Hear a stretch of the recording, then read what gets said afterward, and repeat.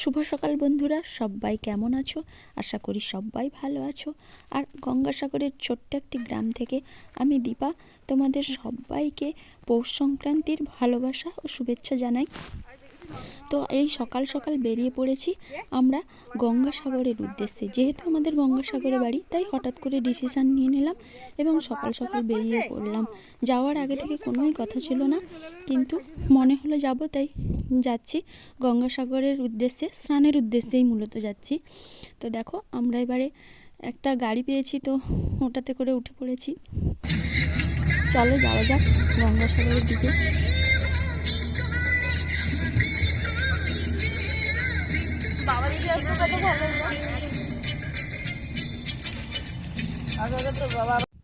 তো দেখো, আমরা স্নান করার জন্য সমুদ্রের ধারেই একদম চলে এসেছি।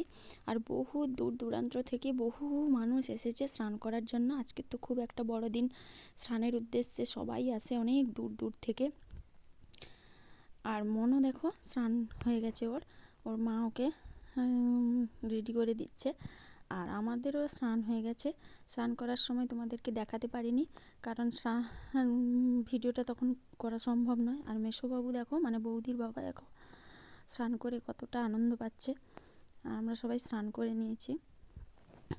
তো দেখো, আর স্নান করার পর এবার সানুদিদা দেখো ওখানে জল নিচ্ছে, আর আমি গঙ্গা পুজো করছি। দেখো, স্নান করার পর গঙ্গা পুজো করছি।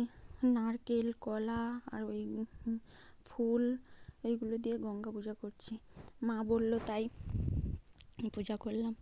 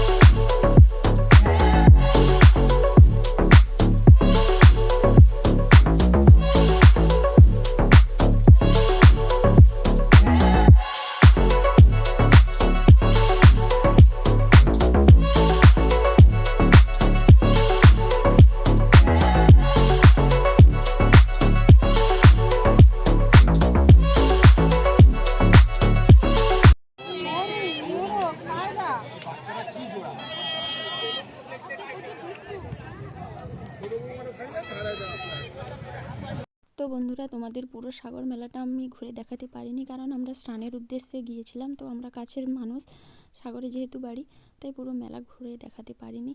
যাই হোক বন্ধুরা, এই ভিডিওটা আজ এই পর্যন্তই। পরে আবার দেখা হবে তোমাদের সঙ্গে।